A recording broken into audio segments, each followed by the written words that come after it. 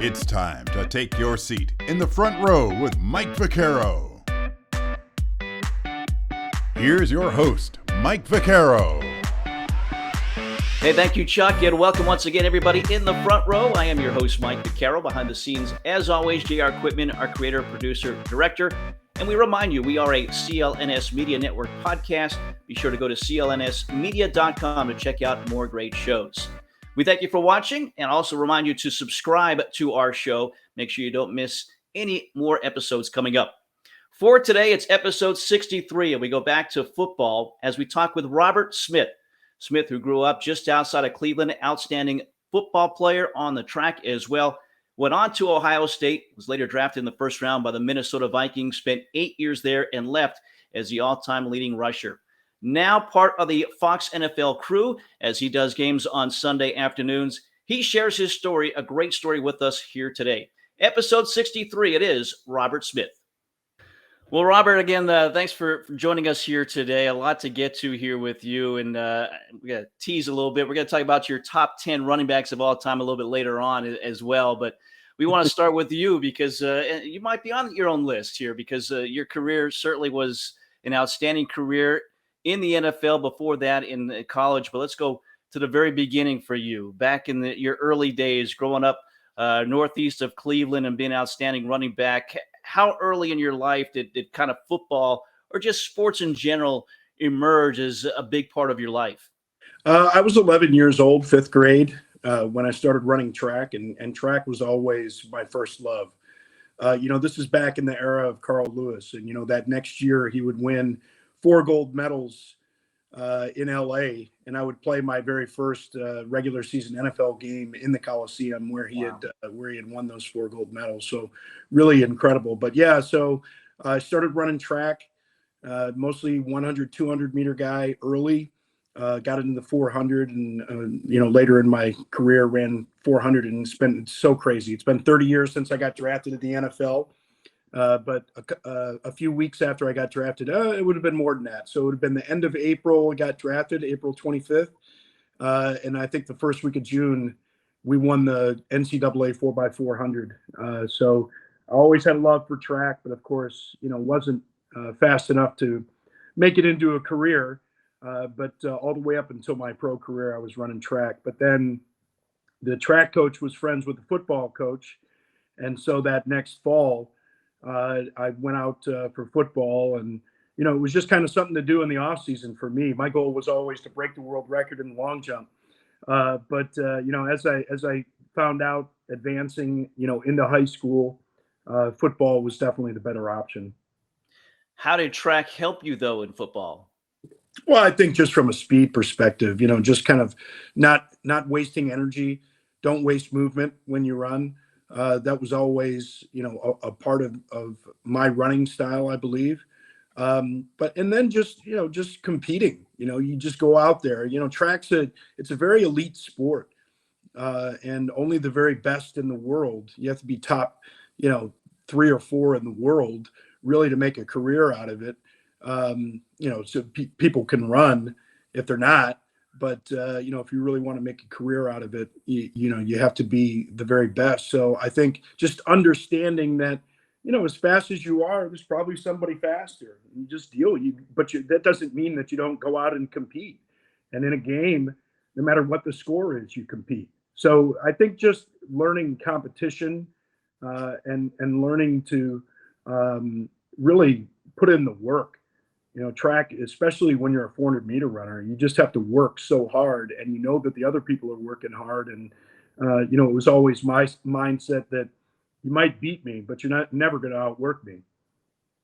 Well, again, as you said, the speed comes into play, but in football, you're getting hit. How did that work for you the first time you were taking hits and still able to kind of run the football and do some good things? I definitely didn't like it when I first started playing. I had never played a contact sport before. Of course, football is not a contact sport; it's a collision sport. And I remember I took a hit like on a sweep in one of the first few practices. It was just like, ooh, okay, this is how this is. So you just really have to train your body and your mind to fight through.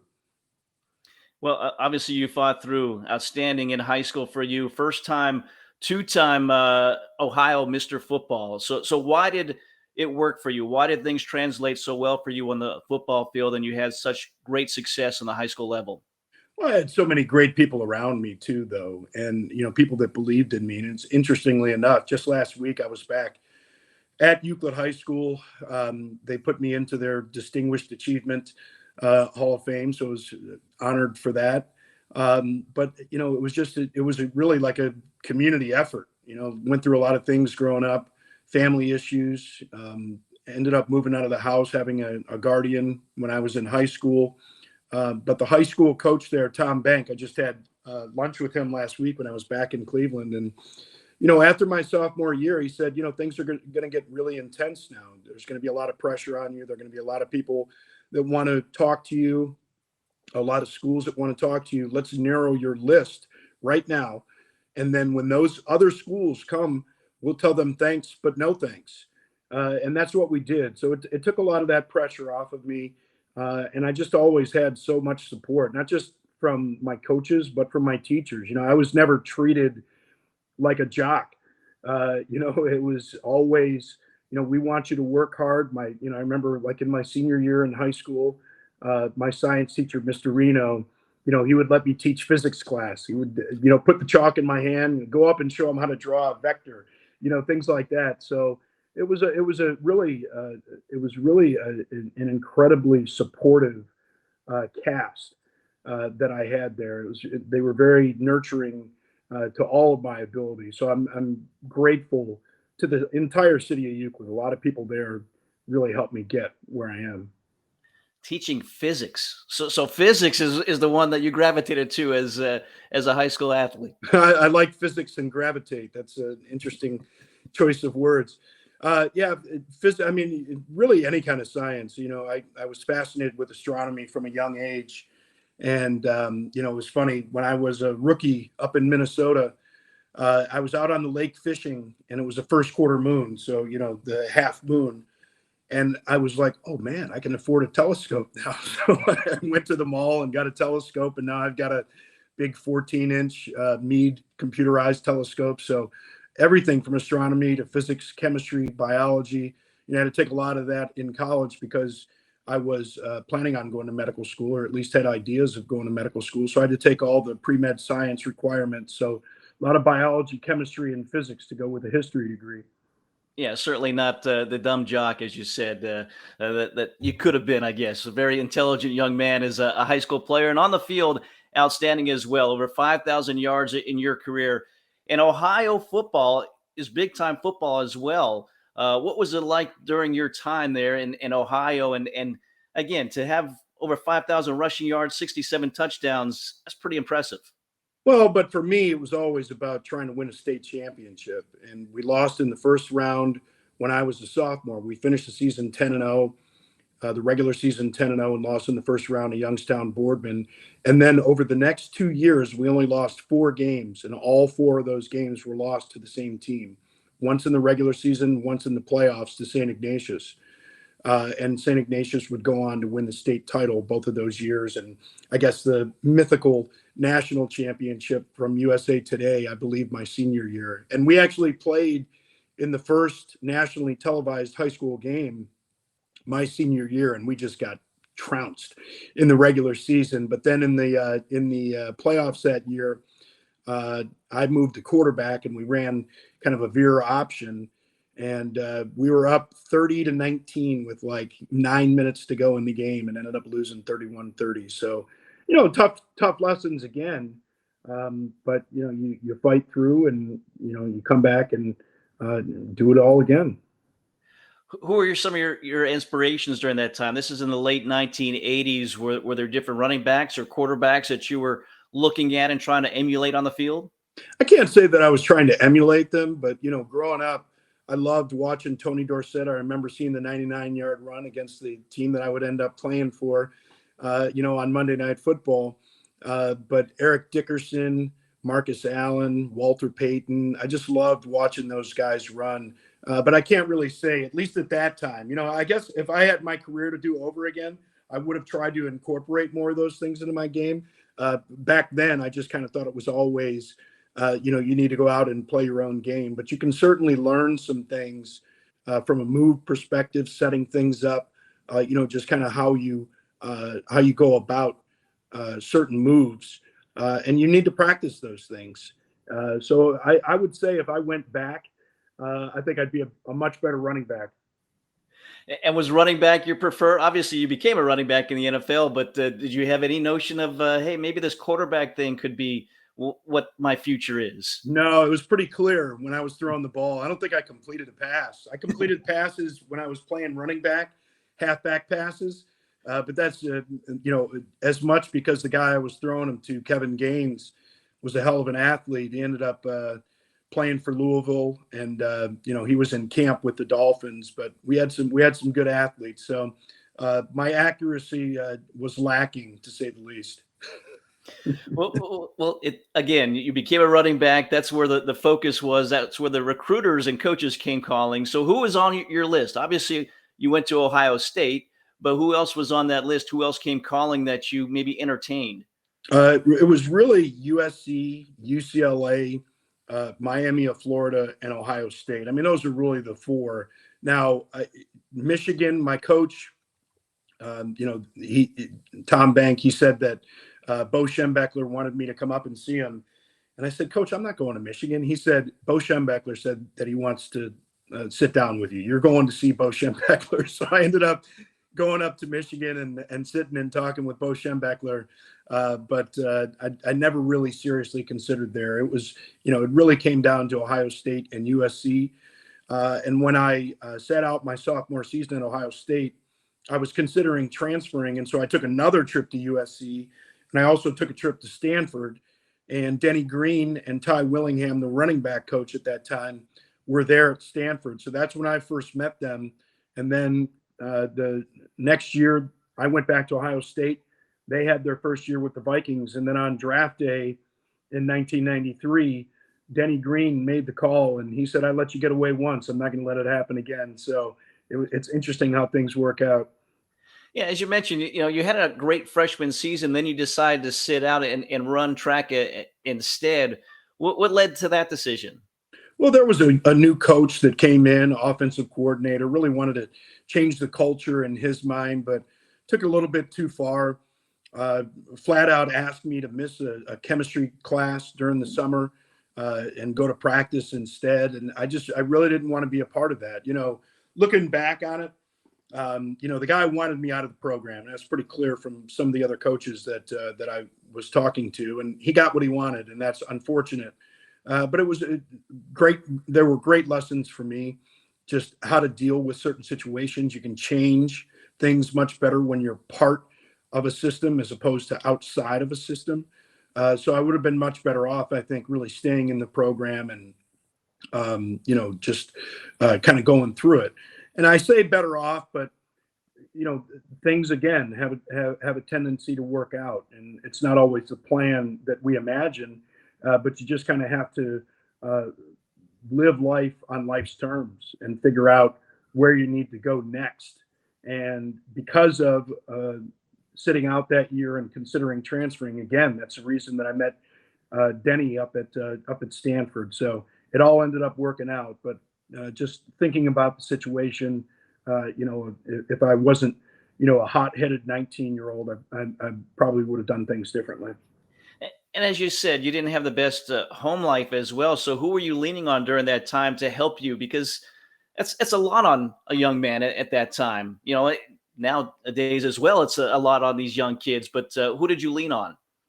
I had friends, former employers that I spoke with during that time. I ended up meeting my agent during that time. Didn't sign with him, of course, but I met him at that time. So got a lot of good advice and decided to just go back and play again. So playing, only 2 years, and, I think it was fewer than 20 games that I ended up playing. I know it was fewer than 20 games that I ended up playing at Ohio State. So just made that decision to go back. And, the running back, your body can only take so many hits, and you can either take those hits for free. At least at that time, we didn't have NIL. I got my first car 5 months before I got drafted, and it broke down 3 months before I got drafted. No kidding.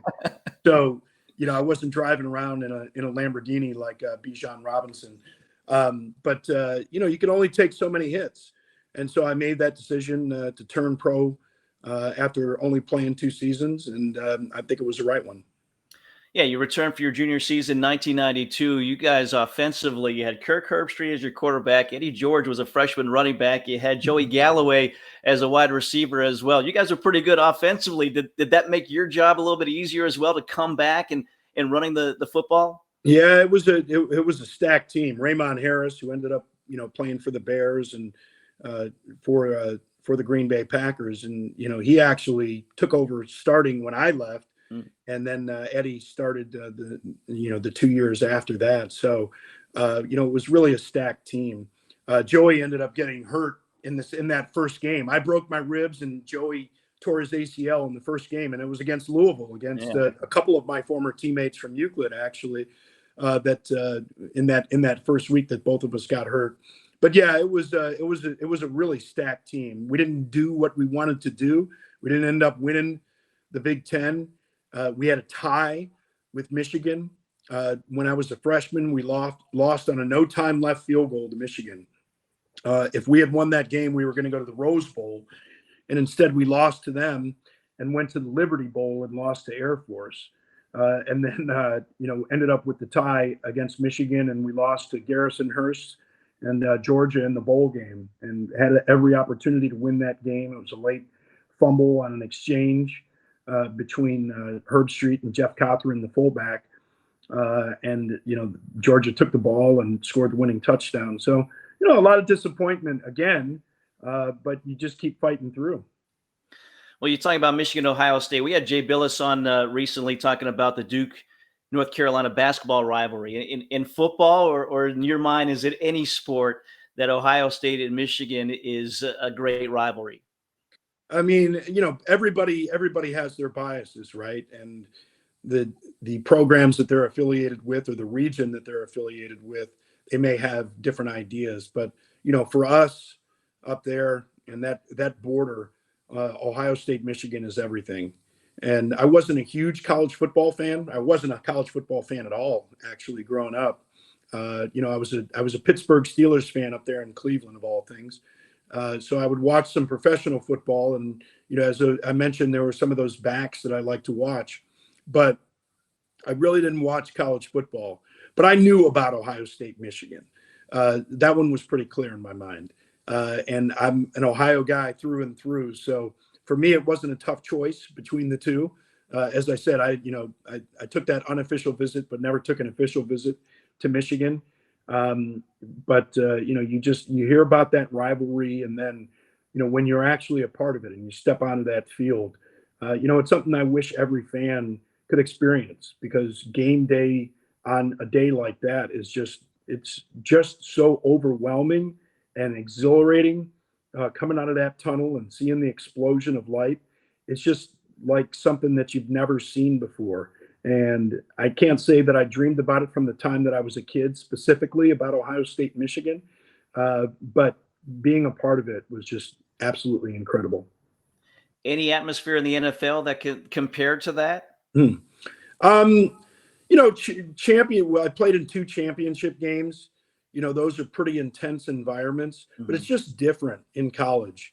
In college, everybody decides to go to a certain school. So there's just a different field. There's just a different mentality. And I think the fan bases are different as well. And the atmosphere is different. So there are some pretty loud environments. I loved playing at Green Bay. That rivalry was always amazing. And the fans are right on top of you. They're hostile. It's pretty cool.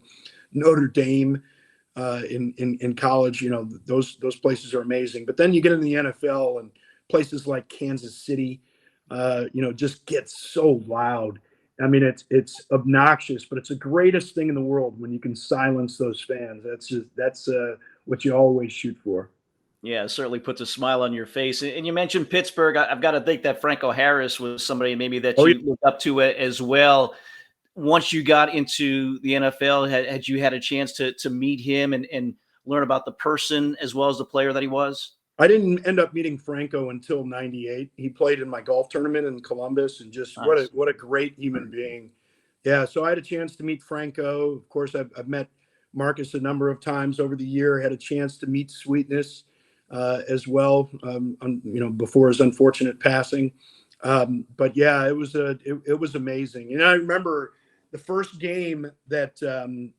So I'll back up and tell you, my late brother. He was 2.5 years older. Unfortunately, passed away about 6 years ago. But when I was young, talking about 6, 7 years old, he became a Cowboys fan. And so I wanted to take the other side in the Super Bowl. So I became a Steelers fan, not really thinking about, a hometown team or anything like that. To me, it was just about Steelers all the way. But I remember the first time that Terry Bradshaw and Fox did one of our games. I believe it was '95 up in Green Bay. And after the game, I ran over to the desk and introduced myself to Terry. It was just like, this is just the coolest thing in the world. But, you have experiences like that when you're a player that are just, it just kind of drops your jaw. Yeah. I was in I get drafted, and the next week I go up to Minnesota for minicamp, and I'm sitting next to Roger Craig in the meeting room. And I'm like, this is unreal.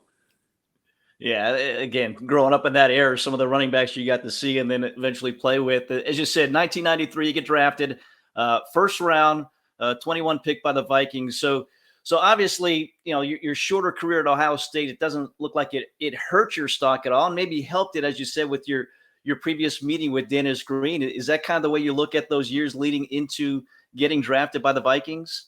Yeah, and for me, I was grateful to have an opportunity. Having only played 2 years at Ohio State and having the controversy, there are always going to be questions about your commitment to the game and your commitment to compete. And having an opportunity to answer that, getting drafted in the first round, just absolutely incredible. And it just couldn't have been a better place. Denny was like a father to me, and I wanted to prove the world right, or prove him right, for drafting me. And so it was an incredible experience. There from 93 to 2000, you had some good teams. You had a lot of quarterbacks during your time as well. Jim McMahon, Warren Moon, Brad Johnson, Randall Cunningham, Dante Culpepper. What was it like to have that position just change over a lot? I mean, again, you play with a lot of the greats in the game, but just the consistency wasn't there. Yeah, but it's just something that you deal with. It's you as a young player, you're just trying to figure out your own things, right? Like Rich Gannon was in camp when I was a rookie, and I didn't even know that he got traded. Like, I just thought, apparently he got traded, and as you mentioned, Jim McMahon was there, Sean Salisbury was there, but Rich Gannon got traded. He's just not around anymore. And that's something that, as a player, you're just like, oh, well, you just kind of get used to it. Yeah. I remember our offensive coordinator, Jack Burns, got fired like 3 games into the season. I'm like, they fire coaches during the season? Like, I wasn't watching the game that closely from the outside. So I didn't hear about, all of the different moves made with coaching staffs and things like that. It was a total surprise to me. But our offensive coordinator ended up being Brian Billick, and the defensive coordinator was Tony Dungy. So we had a pretty good staff and a pretty good team.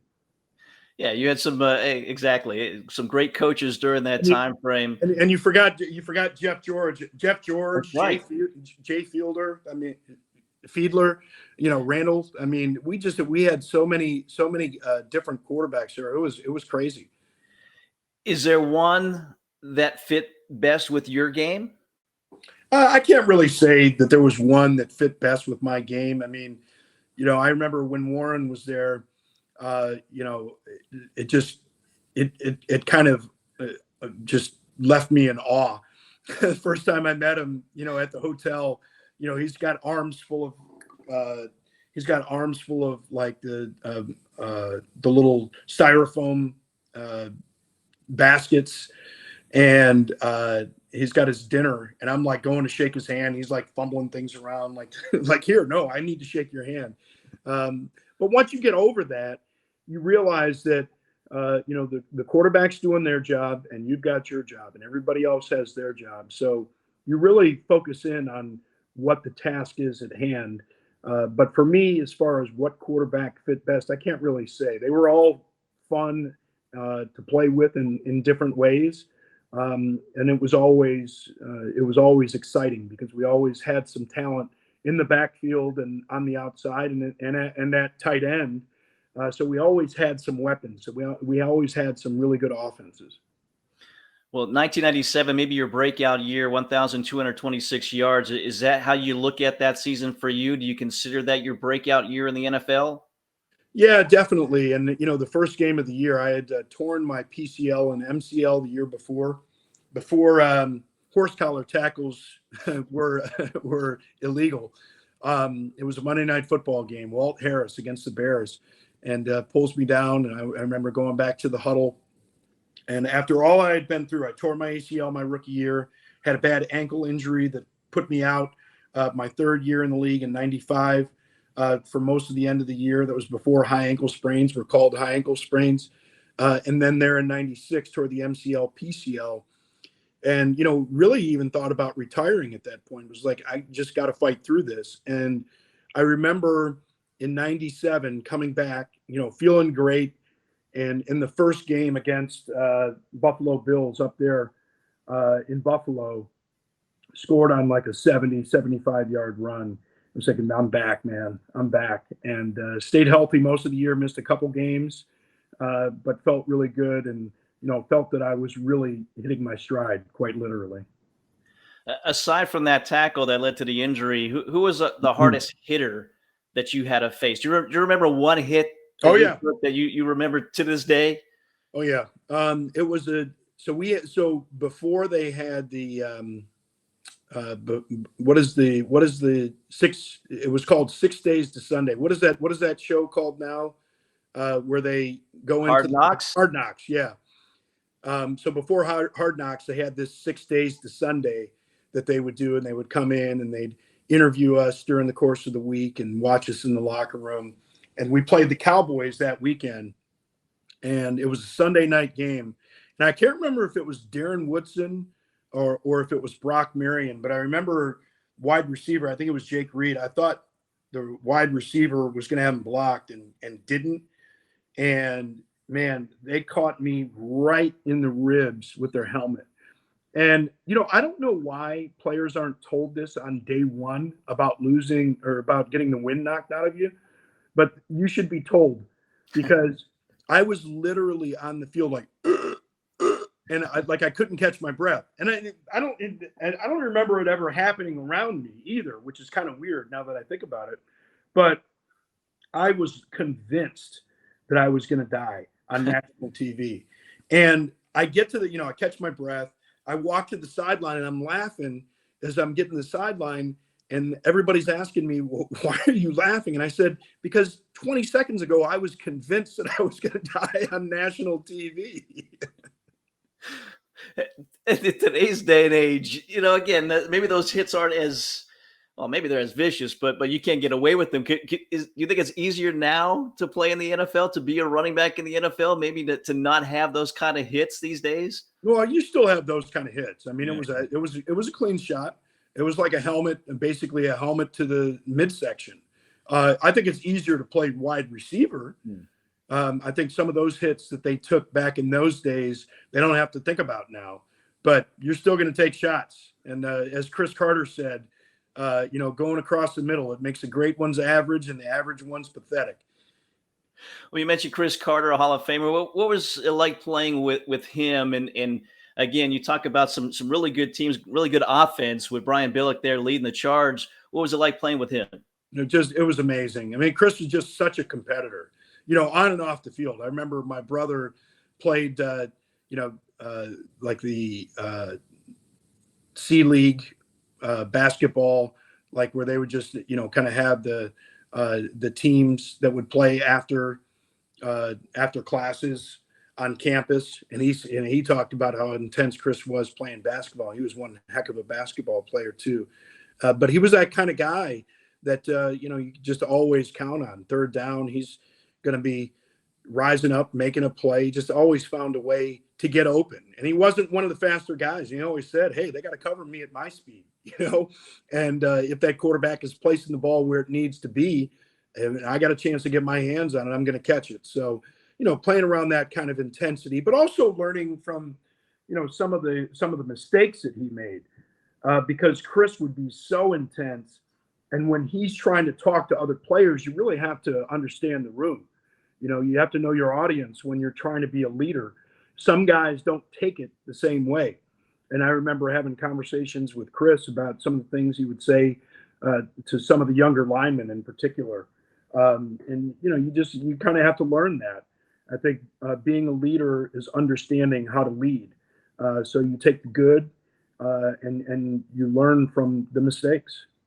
It's interesting. We've had Kadri Ismail, a teammate of yours, on this show previously, and he kind of said it was kind of give and take with Chris Carter as well. There were some pluses, some minuses when you look at the wide receiver room there for those guys. But for you, a lot of pluses in 2000. You led the NFC in rushing, over 1,500 yards. You're a Pro Bowler for a second time that year as well, and then you retired. But take us through that season and maybe, how you felt during that year. If 97 was your breakout year, obviously 2000 was your best season running the football. Yeah, I just felt in total control that year. We had Mike Tice was the offensive line coach at that time, and Mike started to have the running backs and the offensive line meet together. So we had a really good understanding of what it was that they saw, how they blocked certain techniques. They had a feel for what we wanted or didn't want. Don't try and turn guys, because a lot of times, they'll fall off. Just get a helmet on them. We'll do the rest. So really just felt as comfortable as ever. But, when I tore my ACL my rookie season, I also broke the bottom of my femur and did some damage to that cartilage that's on the bone, the articular cartilage. And that was wearing down. So I had a couple of microfracture surgeries done to try and help regrow that cartilage once, I believe, after 98. And then again, after that 2000 season. So it was the only season that I didn't miss any games, and I still needed knee surgery. So in my mind, I was thinking, do I want to be a 45-year-old knee replacement guy? And I certainly was thinking about long-term health. Didn't have kids at the time, but always wanted to have kids, wanted to be able to run around and play with the kids. And in my mind, the way I said it was, it's better to walk away early than to limp away late. I had voided the last 2 years of my deal with performance incentives. So I was completely free. Could have returned there or gone somewhere else, but I didn't want to go and play for anybody else but Denny.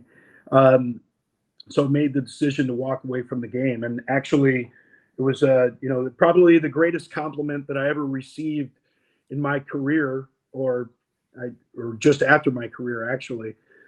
Was in August getting a call from Brian Billick, who had just won a Super Bowl, and Jamal Lewis had gone down with an injury, and Brian called me up and said, hey, if you want to come back, we've got a place for you.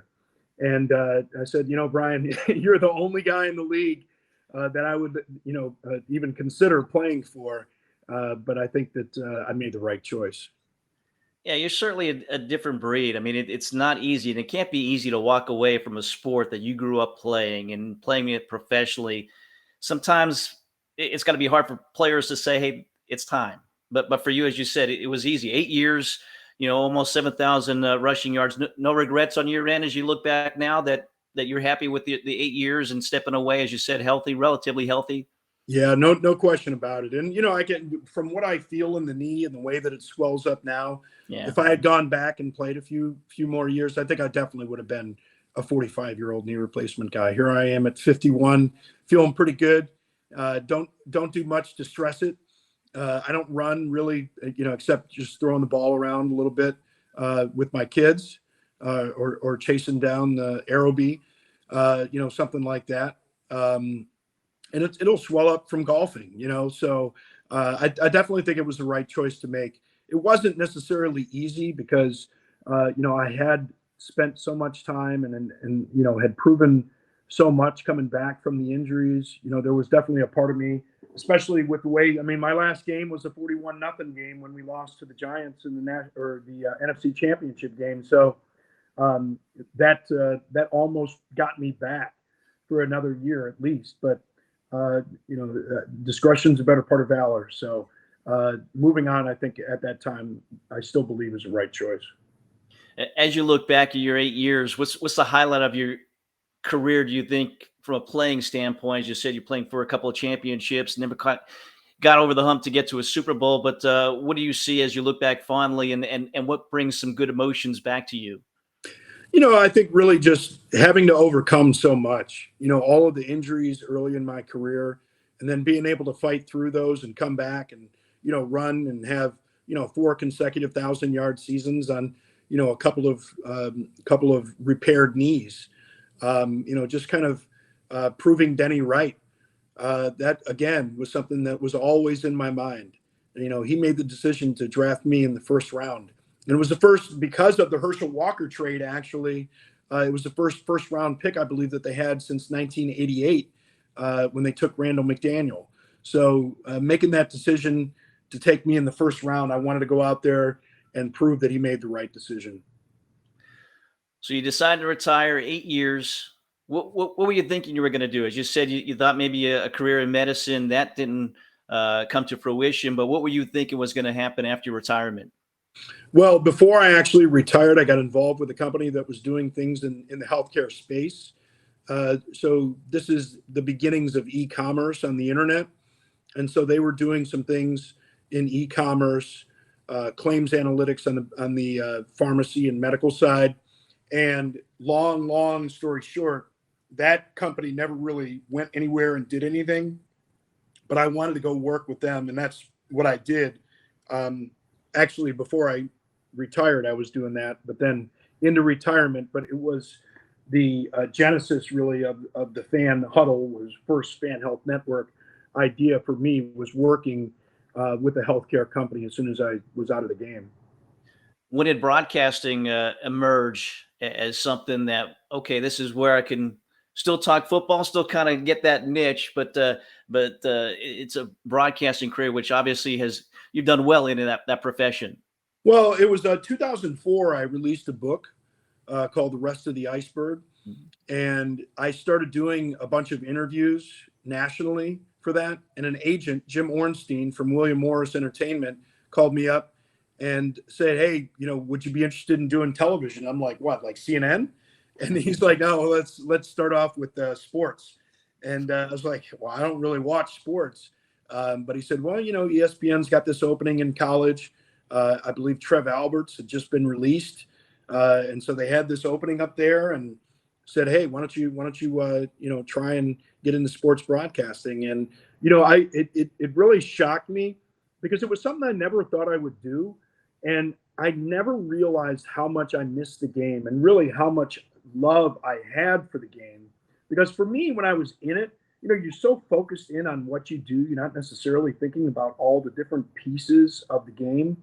And that's something that I've really grown to love, seeing all the intricacies of the different positions and seeing why a play works and why a play doesn't work. And, throughout my broadcasting career, being able to kind of share not just my stories, but to be able to pick those pieces out and to see the game from a player's perspective and be able to share that and hopefully educate and entertain viewers. It's really cool. It's fun. Yeah, you've been with Fox now since 2016. Is it also kind of, hey, you're back with the team again? This is you're working with a team every week to get better and to do your job on a Sunday afternoon. No question about it. And that's the way that I approach it. Try and share information, anything that I have during the course of the week that I find out that may help the broadcast or my partner in the booth. I definitely see it as a team effort, and everybody has just been so supportive and being able to get good feedback. It's important, I think. And I think for players, they understand how to take coaching, and it's nice to hear compliments, but criticism helps you move forward, helps you improve. What areas can I get better in? And I study what other broadcasters do. I want to know, what are they pointing out? What are they missing?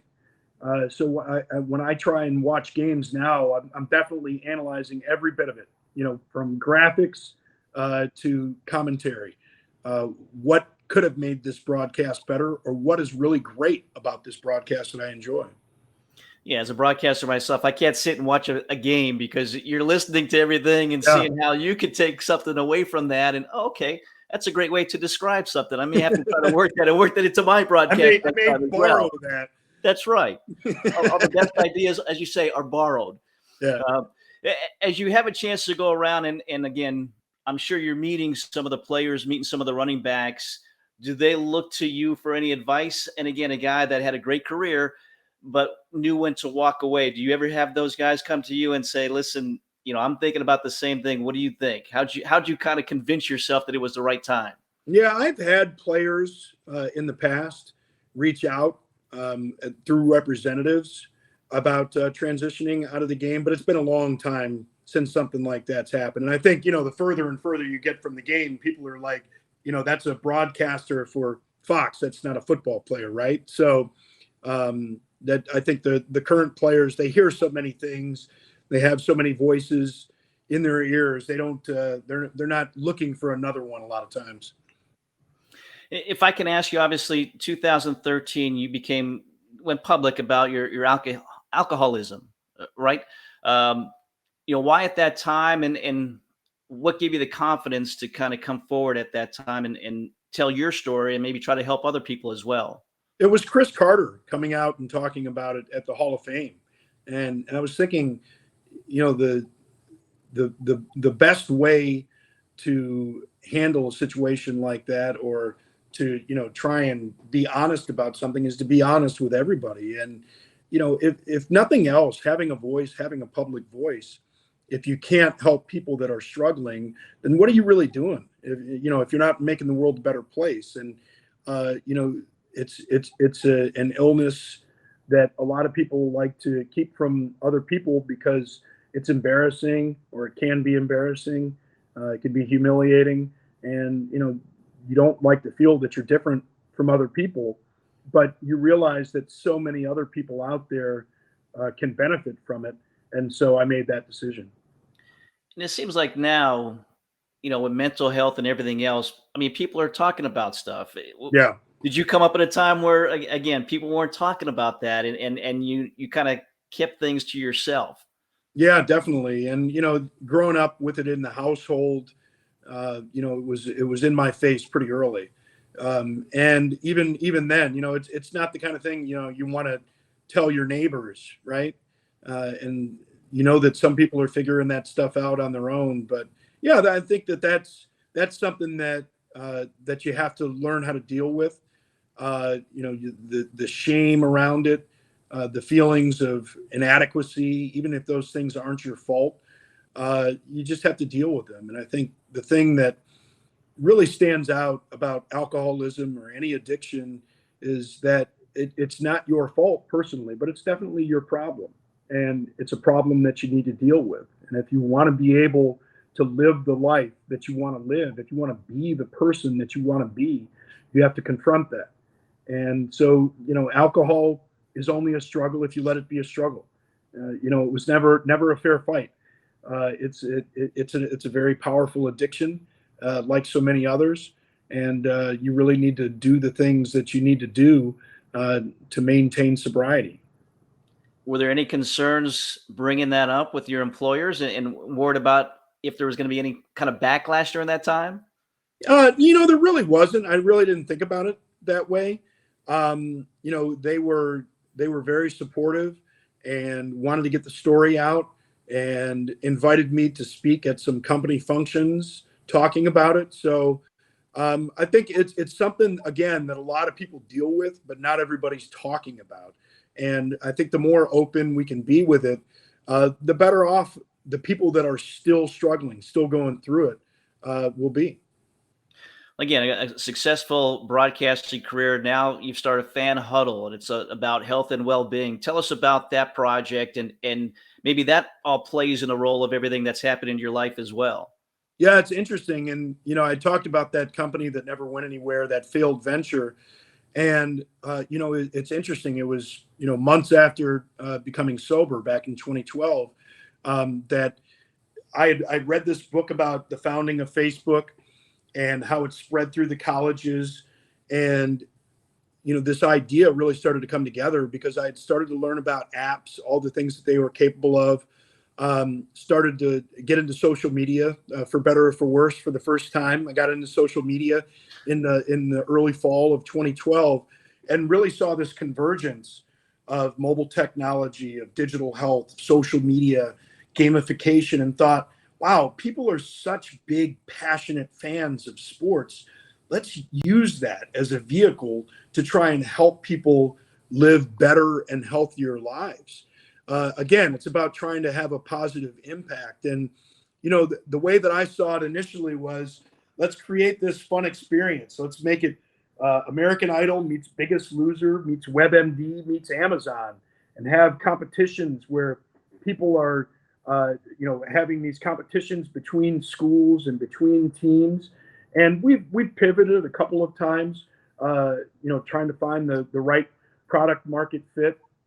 And we've settled now on a content strategy, and we're working with some big insurers and population health companies. And it's taken a long time, a lot of money, a lot of tough founder stories, but it's definitely been worth it. And I think as more and more people get access to it, the more lives we can help improve. And our content strategy, it's based on three main pillars: movement, mindset, and lifestyle. I mean, movement's pretty obvious, talking about exercise, but when you start talking about mindset and you start talking about resilience and mindfulness, trying to become a complete person and thinking about all aspects of your being.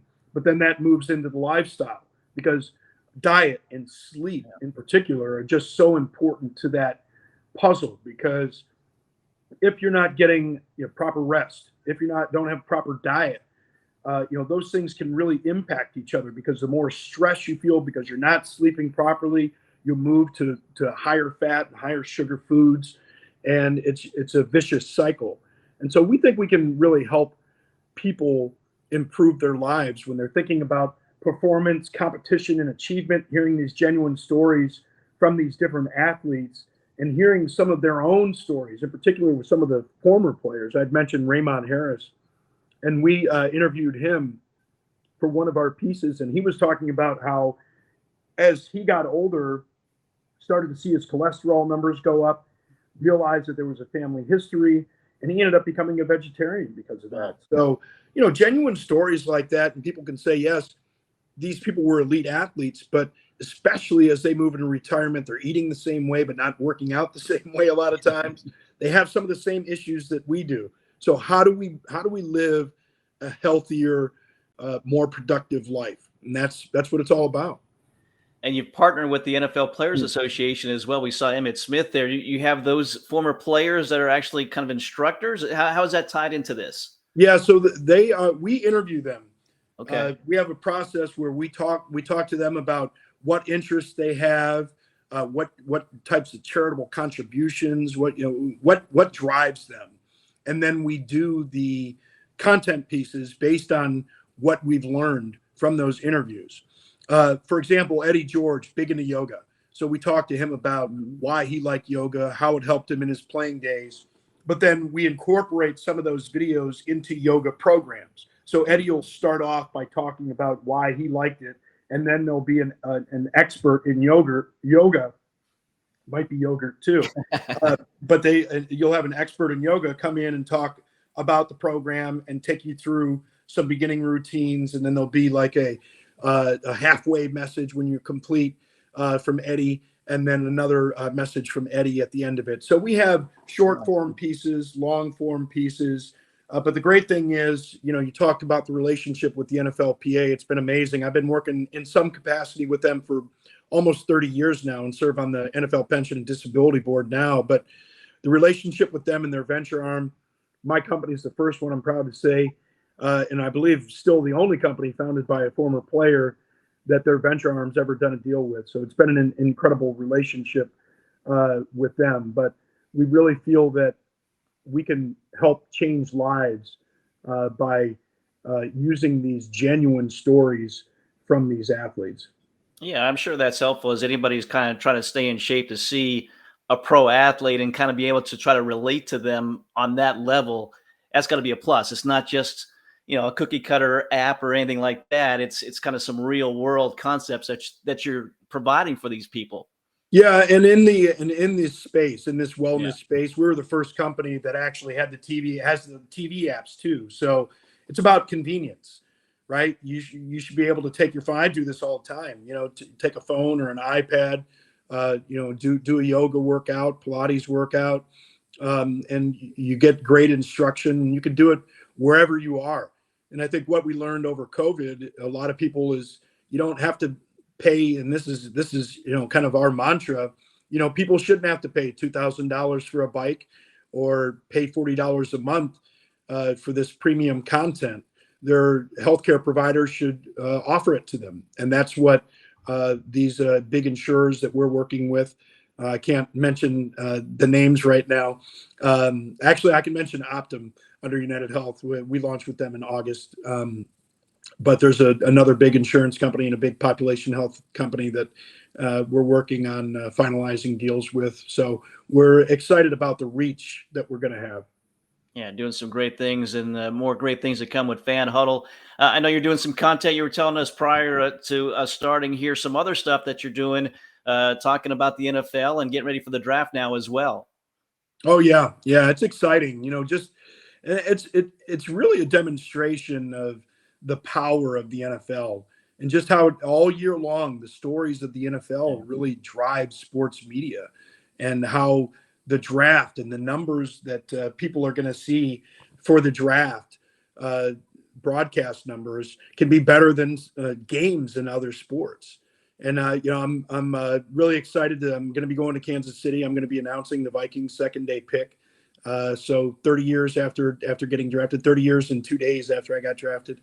I guess it'll be 3 days because I'll be announcing on the second day, so on Friday. But just really excited about that. But just kind of learning all the different players and why a team thinks one guy is better than another, and you hear all the stories and the controversies, like with CJ Stroud and the S2 test, and people having doubts about that. And there are all sorts of reasons that teams will pick one player or another, but they're not always right. And if you listen to general managers, they'll tell you, if you can get 50% out of the first 2 rounds, that's pretty good. And that's really kind of stunning, right? Because we're so convinced that we know what these players are going to be, but you just never know what a guy's going to be when he actually gets around all of the great athletes, the consistent competition, getting pushed, going through the struggles of the NFL. It's just a completely different beast than it is in college. Yeah, you certainly learned that again, the business side of it early on in your career. You mentioned the draft, you mentioned the Vikings. I've got to ask you, Ed Marinero was a guest of ours previously. He announced a draft pick last year, went viral the way he did. Have you reached out to him for any tips on how to announce this year's draft pick for the Vikings? No, mine's going to be a lot shorter too. So I think I learned that. But yeah, it's exciting. I can't wait to be in that atmosphere. I didn't go to the draft when I got drafted. So being around that environment is going to be really cool. And again, so tied to the Vikings, the 40th anniversary team, you were on that, one of the 50 greatest Vikings of all time as well. Does that surprise you at all? Because your career was somewhat short, 8 years again, although running back, that's a lot of years for a running back, but still, you certainly made an impact during your 8 seasons. No, I'm proud to have played for just one team. And when you stick around like that and you put together some healthy years, you should be on that list, right? As a running back, especially back in that era when, there was more emphasis on the run game. And it was a great experience for me. And that last year ended up, becoming the team's all-time leading rusher. And of course, Adrian surpassed that a number of years later. But it's always an honor to be mentioned with those great names like Adrian, like Chuck Foreman, Bill Brown. Just so many great Viking running backs over the years. All right, that leads us to what we teased at the beginning here. Your top 10 running backs of all time. I know it was on the website we looked at before we got started here, but take us through your top 10 running backs of all time. Oh, geez. Well, I'd have to go back and look at the list. I think at number 10, I had O.J. Simpson. Obviously OJ had a great career, and what people may not know, with the 14-game season, when he rushed for 2,000 yards, he had more than 143 yards per game. Wow. Average that year. Really incredible year. And I think at 9, I had Marcus Allen. I'm going to have to go back and look at this. And I think the thing that people don't know about Marcus is that, Marcus. I think I had Eric. I might have had. Oh, there we go. Yeah, I did have Marcus at 9 there. There you go. JR's helping you out here. There you go. Hey, man, I appreciate it. And with Marcus, he had 587 receptions, almost 600 receptions. Really incredible what he was able to do in his career. We all remember the big touchdown run in the Super Bowl where he reversed field. Just a really exciting player to watch. And of course, Eric Dickerson, man, he was just so smooth. And, when I was a kid watching him run, I just loved how effortless he was when he was running. And, of course, he was a pony down here in the Dallas area at SMU, and he ran like a pony as well, but put up huge numbers. And then number 7, my guy, Adrian Peterson. I just remember watching him run at Oklahoma when I was a college football analyst for ESPN. It was like, guy runs like he's mad about something. It was just so cool to watch. Obviously, he went over 2,000 yards as well, almost broke O.J. Simpson's all-time season rushing record. And then at number 6, LaDainian Tomlinson, I think he gets overlooked, because of, I'm not sure, maybe just because of the championships or not having the championships, whatever the case may be. But, to do what he did running and catching the ball. And, at number 5 with Marshall, we overlapped. He was at San Diego State when I was at Ohio State. So I remember watching him run there, but 767 receptions. I mean, he's like in top 50 in all-time receptions in the league. So incredible career for Marshall. And then, of course, with Emmett, 15 years at running back, 164 touchdowns. And, people that argue against him, they say, oh, we had a great offensive line. Well, he's still running his ass off. And, I remember the game where had the bad shoulder injury and, just tough as nails. And of course, the greatest ability is availability. And he's one of those guys that was available almost every game. And then Barry Sanders, I think he's the best pure runner of all time. I had a chance to play against him. And, the thing that I always said was it was fun to watch him, but it was nerve wracking for me. Because I'd put up some big numbers in a game. We were playing Lions, right? I put up some good numbers against the Lions, and hoping that we would win the game. And Barry busts off a long touchdown run. So it was always like the yards are great, but I'd rather have the win. And Jim Brown at number 2. I know a lot of people have him number 1, and the only reason I don't have him number 1 is he was just so physically dominant. Like he was, I trucked a few cornerbacks in my day too. Like if everybody I was playing against was my size or smaller, I would have had a lot more yards too. And that's not taking anything away from him because he was just so dominant in his 9 years, and of course walked away to do other things. But just an incredible player. And then Walter Payton, sweetness at number 1. He's the only guy on the list that didn't play for a major college. The pride of Jackson State, HBCU. So Walter Payton, just running the ball, catching the ball, blocking, throwing the ball through. He's one of the only running backs ever to throw 2 touchdown passes in a game. He was a backup quarterback, just an all-around great player and great person. And then the longevity. Yeah. In his 12th season, he ran for more than 1,300 yards. 12th season, after all the carries, after all the hits that he had taken and given throughout his career. Just amazing what he was able to do. Yeah, what is it, like 3 or 4 years is the longevity on average for a running back these days? Oh, it's less about that. Yeah, I mean, that counts players that are just coming in the league and leaving as well, but it's highly competitive. And we've seen what's happened in the running back market. I mean, it's tanked. It's tanked. You got 2 $15 million plus guys in Alvin Kamara and Christian McCaffrey, and most of those guys are down in that 10 range now. So defensive linemen, edge rushers, quarterbacks are obviously in a different stratosphere, but guys are making twice as much as running backs that are playing on the defensive side. Receivers making twice as much as running backs. And you see guys that are trying to get into the trade market, and they realize that there's really not a market there.